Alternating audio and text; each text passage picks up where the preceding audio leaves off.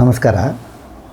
ಸಂತ ಸಂಘ ಸತ್ಸಂಗ ಈ ಕಾರ್ಯಕ್ರಮಕ್ಕೆ ತಮಗೆಲ್ಲ ಮತ್ತೆ ಸ್ವಾಗತ. ಇವತ್ತು ನಮ್ಮೊಂದಿಗೆ ತಾಯಿ ಮಾತೃಸ್ವರೂಪಿ ಶ್ರೀಮತಿ ವಿಜಯ ಪಗಾಂವಕರಿದ್ದಾರೆ. ನಾನು ಹೆಚ್ಚಿಗೆ ಹೇಳುವ ಅವಶ್ಯಕತೆ ಇಲ್ಲ. ಪುಸ್ತಕ ಬರೆದಿದ್ದಾರೆ ಕನ್ನಡದಲ್ಲಿ, ನಾವು ಓದಿದ್ದೀವಿ. ಮಕ್ಕಳಿಗಂತೂ ಬರೆದಿದ್ದಾರೆ, ಆದರೆ ನಾವು ಓದಿದ್ದೀವಿ.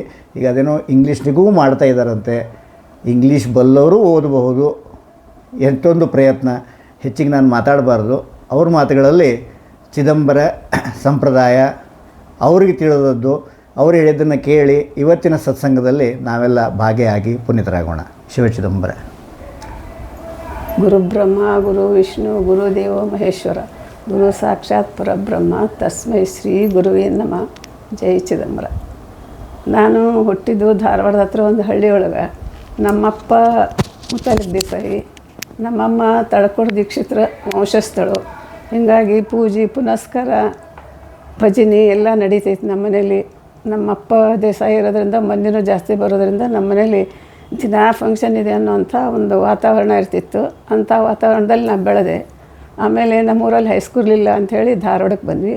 ಧಾರವಾಡದಾಗ ಲಕ್ಷ್ಮಣರಾವ್ ಮುತಾಲಿಕ್ ದೇಸಾಯಿ ಅಂತ ಹೆಸರಾಂತ ವಕೀಲರು.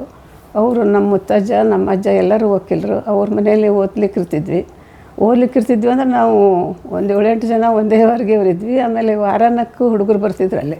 ಹೀಗಾಗಿ ಅಲ್ಲಿಯೂ ನಮ್ಮದು ಒಂಥರ ಕುಟುಂಬ ದೊಡ್ಡದಿತ್ತು. ಒಂಥರ ಮದುವೆ ಮನೆ ಥರನೇ ಇರ್ತಿತ್ತು. ಆವಾಗಲೇ ನಾವು ಭಜನೆ ಮಾಡ್ತಾಯಿದ್ವಿ. ಚಿದಂಬರನ ಭಜನೆ ಪುಸ್ತಕ ಆವಾಗಲೂ ಪ್ರಕಟವಾಗಿತ್ತು. ಆವಾಗ ನಾವು ಭಜನೆ ಮಾಡ್ತಾಯಿದ್ವಿ. ಆವಾಗಿಂದನೇ ನನಗೆ ಚಿದಂಬರನ ಸಂಪರ್ಕ ಶುರು ಆಯಿತು. ಮುಂದೆ ನಾನು ಮಾಂಟೆಸರಿ ಟೀಚರ್ ಅಂಥೇಳಿ ರಾಮದುರ್ಗದಲ್ಲಿ 2 ವರ್ಷ ಕೆಲಸ ಮಾಡಿದೆ. ಆವಾಗ ನಮ್ಮ ಸೋದತ್ತೆ ಮದುವೆ ಗೊತ್ತಾಯಿತು. ಅವರು ಅಗಡಿ ವಕೀಲರು ಪ್ರಸಿದ್ಧ. ಅವರು ಮಗ ಡಾಕ್ಟರ್ ಶ್ರೀರಂಗ ಅಂತ. ಅವ್ರ ಜೊತೆ ಮದುವೆ ಗೊತ್ತಾಯಿತು. ಅವರು ಪರಮ ಭಕ್ತರು ಚಿದಂಬರಂದು. ಅವ್ರ ಮನೇಲಿ ವಾರ ಭಜನೆ ಮಾಡ್ತಾಯಿದ್ರು. ನಾವು ಅಲ್ಲೇ ಇರೋದ್ರಿಂದ ನಮ್ಮನ್ನು ಕರಿತಿದ್ರು, ಬರ್ರಿ ಭಜನೆ ಮಾಡೋಣ ಅಂಥೇಳಿ. ಭಾಳ ಖುಷಿ ಆಗ್ತಿತ್ತು. ಆಮೇಲೆ ಮದುವೆ ಮಾಡಿಕೊಂಡು ಬೆಂಗಳೂರಿಗೆ ಬಂದ್ವಿ. ನಂದು ಹೆಂಗೆ ಇದು ಚಿದಂಬರ ಸಂಬಂಧ ಅಂದರೆ ನಮ್ಮ ಅತ್ತಿ ಮುರುಗೋಡದವರು, ನಮ್ಮ ಮನೆಯವ್ರು ಹುಟ್ಟಿದ್ದು ಮುರುಗೋಡ. ಹೀಗಾಗಿ ನಾವು ವರ್ಷಕ್ಕೆ 3-4 ಸರ್ತಿ ಮುರುಗೋಡಕ್ಕೆ ಹೋಗ್ತಿದ್ವಿ.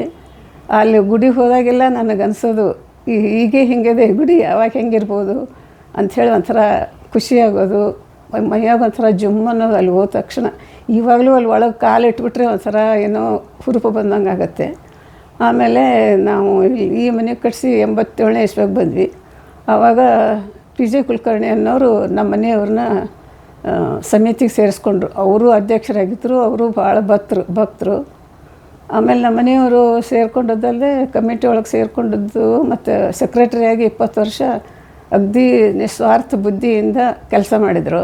ಹೀಗಾಗಿ ಅವಾಗೆಲ್ಲ ನಮ್ಮನೆಗೆ ಕುಲಕರ್ಣಿಯವರು, ರಾಮಣ್ಣ ಅವರು, SK ಅವರು ಭಾಳ ದಿನಾಲೂ ಏನೋ ಒಂದು ಚರ್ಚೆ ನಡೀತಾ ಇತ್ತು ಚಿದಂಬರಂದು. ಹೀಗಾಗಿ ಅದೇ ಒಂಥರ ನಮಗೆ ಸಂಭ್ರಮ ಇತ್ತು. ಆಮೇಲೆ ನಮ್ಮ ಮಗನ ಮದುವೆ ಆಯಿತು. ನಮ್ಮ ಸೊಸೆನೂ ಬಡ್ಲಿ ಜಗನ್ನಾಥ ದೀಕ್ಷಿತರ ಮೊಮ್ಮಗಳು. ಆಮೇಲೆ ನಮ್ಮ ಇನ್ನೊಬ್ಬ ಸೊಸೆ SK ಕುಲಕರ್ಣಿ ಮತ್ತು ಶ್ರೀಪಾದ ಕುಲಕರ್ಣಿಯವರ ಸೋದರಿ ಮಗಳು. ಹೀಗಾಗಿ ಎಲ್ಲ ಚಿದಂಬರನ ಬಳಗನೇ ನಮ್ಮ ಮನೆಯಲ್ಲಿ ಸೇರಿದಂಗೆ ಆಯಿತು. ಆಮೇಲೆ ನನಗೆ ಚಿದಂಬರನ ಬುಕ್ ಬರೀಬೇಕು ಅನಿಸ್ಲಿಕ್ಕತ್ತು. ಆವಾಗ ನಮ್ಮ ಅಜ್ಜ ಬುಕ್ ಬರೆದಾರ, ಅದನ್ನು ಓದ್ಕೊಂಡು ನಾನು ಯಾಕೆ ಮಕ್ಕಳಿಗೆ ಬರೀಬಾರ್ದು ಅನಿಸ್ಲಿಕ್ಕತ್ತು. ಆವಾಗ ಗುರು ಚಿದಂಬರವರು ಅಗಡಿ ಡಾಕ್ಟರ್ ಮನೆಯಲ್ಲಿ ಭಜನೆ ಇಟ್ಕೊಂಡಿದ್ರು. ಆವಾಗ ನಾವು ಹೋಗಿದ್ದೆ, ಕೇಳಿದೆ ಅವ್ರನ್ನ, ನಾನು ಹಿಂಗೆ ಬರಿಬೇಕಂತ ಮಾಡೇನ್ರಿ ಅಂತ. ಆವಾಗ ಅವ್ರು ಏನಂದರು, ಅದೆಲ್ಲ ಹಿಂಗೆ ಸಾಹಿತ್ಯ ಅಲ್ರಿ, ಹಾಗೆಲ್ಲ ಪ್ರೇರಣೆ ಆಗದೊರ್ತು ಬರೀಬಾರದು ಅಂದರು.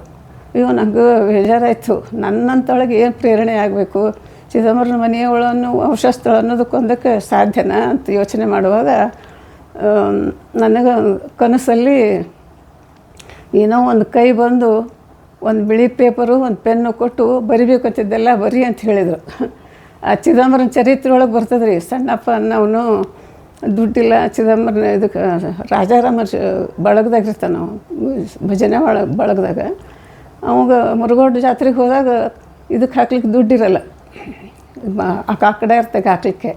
ಅವಾಗ ಅವ್ನು ಚಿಂತೆ ಮಾಡ್ಕೊಂಡು ಗುಡಿಯೊಳಗೆ ಕೂತಿರ್ತಾನೆ, ಏನಪ್ಪ ನನಗೊಂದು ರೂಪಾಯಿನೂ ಇಲ್ಲಲ್ಲ ಗುಡಿಯಾಗ ಹಾಕ್ಲಿಕ್ಕೆ ಅಂತ. ಆವಾಗ ಅವ್ನ ಕನಸಲ್ಲಿ ಚಿದಂಬರ ದೀಕ್ಷಿತರು ಬಂದು ಬೆನ್ನ ಮೇಲೆ ಕೈ ಆಡಿಸಿ ಅವನು ಪದರೊಳಗೆ ಒಂದು ಶಾಪುರ್ ಸಿಕ್ಕ ರೂಪಾಯಿ ಹಾಕಿ ಕಟ್ಟಿ ಹೋದ್ರಂತ. ಆದ್ರೆ ನಾವು ಈ ಕಲಿಗಾಲದಾಗಿದ್ದೇವಲ್ಲ, ನನಗೆ ಕನಸಲ್ಲಿ ಪೇಪರು ಪೆನ್ನು ಕೊಟ್ಟು ಹೋದರು. ಆಮೇಲೆ ನಾನು ಬರದೆ. ಇನ್ನು ಬರದೆ ಅಂದರೆ ನಾನು ಸುಮ್ಮನೆ ಯಾವಾಗೋ ಬರೀತಿರ್ಲಿಲ್ಲ. ಬೆಳಗ್ಗೆ ಸ್ನಾನ ಮಾಡಿ ಕೂತ್ಕೊಂಡು ಬರೋದು, ಆಮೇಲೆ ತಿಂಡಿ ತಿಂತಿದ್ದೆ. ಬರೆಯೋದು ಮುಗೀತು, ಏನಪ್ಪ ಇದು ಹೆಂಗೆ ಮಾಡೋದು, ಯಾರಿಗೆ ತೋರಿಸೋದು, ಯಾರು ತಿದ್ದಿ ಕೊಡ್ತಾರ ಅಂತನ್ನುವಾಗ ನಮ್ಮ ಲಕ್ಷ್ಮೀನಾರಾಯಣ ಭಟ್ರಿಗೆ ಹೇಳಿದೆ. ಅವರು ಕೊಡ್ರಿ ಅದಕ್ಕೇನಂತ ಅಂಥೇಳಿ ಓದಿ ತಿದ್ದಿ ಕೊಟ್ರಿ.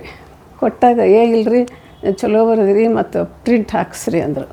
ಆಮೇಲೆ ಮುಂದೇನು ಮಾಡೋದು ಅಂತ ಯೋಚನೆ ಮಾಡುವಾಗ ಮೋಹನ್ ಅಡ್ಗಿರವರು ನಮ್ಮ ಸೋದರತ್ತೆ ಮಗ ಅವ, ಏನು ನಾ ಮಾಡಿಕೊಡ್ತೀನಿ ರೀ, ಎಲ್ಲ ಅಕ್ಷರ ಜೋಡಿಸಿ ಎಲ್ಲ ಮಾಡಿಕೊಟ್ಟು ತಗೋ ಮೋಶಿ ಅಂಥೇಳಿ ಎಲ್ಲ ರೆಡಿ ಮಾಡಿಕೊಟ್ಟ.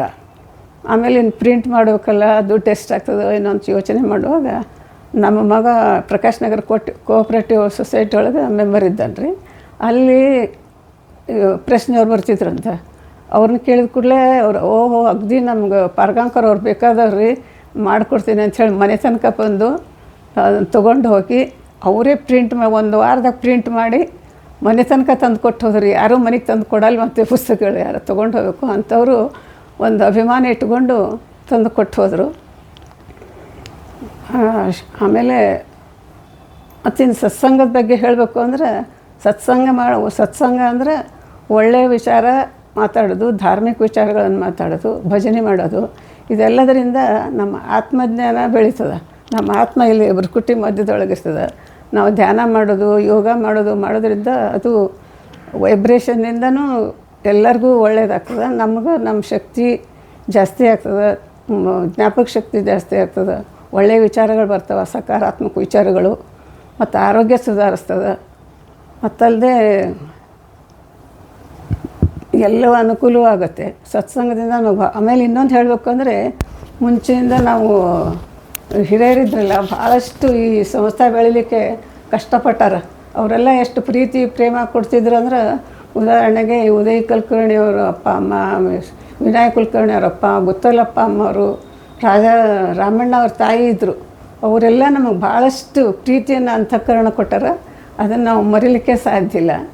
ಇದೇ ರೀತಿ ನಾವು ಭಜನೆ ಮಾಡಿಕೊಂಡು ನಮ್ಮ ಆತ್ಮಶಕ್ತಿಯನ್ನು, ಆತ್ಮಧೈರ್ಯವನ್ನು ಬೆಳೆಸ್ಕೊಂಡು ಚಿದಂಬರನ ಕೀರ್ತಿಯನ್ನು ಹರಡೋಣ. ನಾನು ಪುಸ್ತಕನ ನನ್ನ ಸ್ವಂತಕ್ಕಾಗಿ ಒಂಚೂ ಬರೆದಿಲ್ಲ. ಅದ್ರ ಬಂದಂಥ ದುಡ್ಡುಗಳನ್ನೆಲ್ಲ ನಾನು ಸಮಿತಿಗೆ ಕೊಡ್ತಾಯಿದ್ದೀನಿ. ಇದು ಯಾವುದನ್ನು ನಾನು ಇದರಿಂದ ಹೇಳ್ತಿಲ್ಲ, ನಿಸ್ವಾರ್ಥವಾಗಿ ಮಾಡ್ತಾಯಿದ್ದೀನಿ.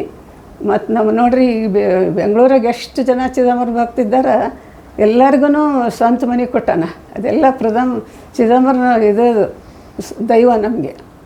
ಆಮೇಲೆ ಇನ್ನೊಂದು ಉದಾಹರಣೆ ಹೇಳಬೇಕು, ಚಿದಂಬರ ಯಾವ ರೀತಿ ನಮಗೆ ಸಹಾಯ ಮಾಡ್ತಾನೆ ಅಂದ್ರೆ, ನಾವು ಶ್ರೀರಾಮ್ಪುರದಾಗಿದ್ದೀವಿ ರೀ. ಅವಾಗೆಲ್ಲ ನಾವು ರೇಷನ್ ಅಕ್ಕಿ, ರೇಷನ್ ಗೋಧಿ ಎಲ್ಲ ರೇಷನ್ನೇ ಬಳಸ್ತಿದ್ವಿ. ನಮ್ಗೆ ನಮ್ಮ ಮನೆಯವ್ರಿಗೆ 10ನೇ ತಾರೀಕಿಗೆ ಸಂಬಳ ಬರ್ತಿತ್ತು. ಆದ್ರೆ ರೇಷನ್ ಅಂಗಡಿ ಮುದುಕರು ತಮಿಳ್ರವರು, ನಾನು ಎಲ್ಲವಾಗೂ ನೆನೆಸ್ಕೊತೀನಿ, ಚಿದಂಬರ ತಾವನೇ ಬಂದು ನಮಗೆ ಸಹಾಯ ಮಾಡೋಂಗಿಲ್ಲ, ಯಾವ ರೀತಿ ಸಹಾಯ ಮಾಡ್ಯಾನ ಅನ್ನೋದಕ್ಕೆ ಹೇಳ್ಕತ್ತೀನಿ. ಆ ಮುದುಕರು ಬಂದು ಕರಿತಿದ್ರು, ಎಲ್ಲ ಸಾಮಾನು ತೀರು ಹೋಗಿ ಬರ್ತದೋ ತೊಗೊಂಡು ಹೋಗೋ ಅಂಥೇಳಿ ನಮ್ಮನೆ ಸೈಕಲ್ ಮೇಲೆ ಅಡ್ಡಾಡ್ಸಿದ್ರು. ಕರ್ಕೊಂಡು ಕೊಟ್ಟು ರಿಸೀಟ್ ಸಹಿತ ಕೊಟ್ಟಿರ್ತಿದ್ರು ರೀ, ಅಷ್ಟು ನಂಬಿಕೆ ಅವರಿಗೆ. ಅದೆಲ್ಲ ಚಿದಂಬರನ ಪುಣ್ಯ ಅಂಥೇಳಿ ನಾನು ಹೇಳ್ತೀನಿ. ಆಮೇಲೆ ಇಲ್ಲಿ ಈ ಮನೆಗೆ ಬಂದ್ವಿ. ಇದು ಸಹಿತ ನಮ್ಮನೆಯವ್ರ ಹೆಸರಲ್ಲೇ ಅಲಾಟ್ ಆಗಿರಲಿಲ್ಲ. ವೆಂಕಟೇಶ ಗೌಡನವರಿದ್ದರು, ಅವರು ತಮ್ಮ ಹೆಸರಲ್ಲೇ ಬಂದದ್ದು ನಮ್ಮನೆಯವ್ರ ಹೆಸರಿಗೆ ಮಾಡಿ ನನಗೆ ಬೇಕಾದಷ್ಟು ಆಸ್ತಿ ಅದ ತಗೋ ಅಂಥೇಳಿ ಕೊಟ್ಟರು. ಇದೆಲ್ಲ ಚಿದಂಬರನ ಪುಣ್ಯ, ಚಿದಂಬರನಿಂದನೇ ನಡೀತಾ ಇದೆ. ಈ ಭಜನೆ ಇದು ನಮ್ಮ ಆತ್ಮಶಕ್ತಿ ಬೆಳೆಸ್ಕೊಳ್ಳೋಣ, ನಮ್ಮ ಒಳ್ಳೆತನ ಬೆಳೆಸ್ಕೊಳ್ಳೋಣ. ಭಜನೆ ಸತ್ಸಂಗ ಯಾವಾಗಲೂ ಮಾಡ್ತಾ ಇರೋಣ. ನಾವು ಇದು ಚಿದಂಬರನ ಪ್ರಸಾರ ಇನ್ನಷ್ಟು ಹರಡಲಿ, ಒಳ್ಳೆಯದಾಗಲಿ, ಎಲ್ಲರಿಗೂ ಒಳ್ಳೆಯದಾಗಲಿ. ನಮಸ್ಕಾರ. ತಾಯಿ ಶ್ರೀಮತಿ ವಿಜಯ ಬರ್ಗಾಂವ್ಕರ್ ಅವರು ತಮ್ಮ 4 ಮಾತುಗಳಲ್ಲಿ ಚಿದಂಬರ ಮತ್ತು ಭಕ್ತಿ, ಅದರ ಶಕ್ತಿ ಎಷ್ಟು ಸುಂದರವಾಗಿ, ಸಿಂಪಲ್ಲಾಗಿ ನಾವೆಲ್ಲ ಮನನ ಮಾಡೋಣ, ಸ್ವಾಮಿಯನ್ನು ನೆನೆಯೋಣ ಮತ್ತು ಅವನಲ್ಲಿ ಶರಣಾಗೋಣ. ಇದನ್ನು ಬಿಟ್ಟು ಬೇರೆ ಏನೂ ಹೇಳಿಲ್ಲ. ಇವ್ರ ತಾತ್ಪರ್ಯ ಅಷ್ಟೇ ಅಂತ ಅಂದ್ಕೊಂಡಿದ್ದೀನಿ. ಶಿವ ಚಿದಂಬರ ಸದ್ಗುರುನಾಥ.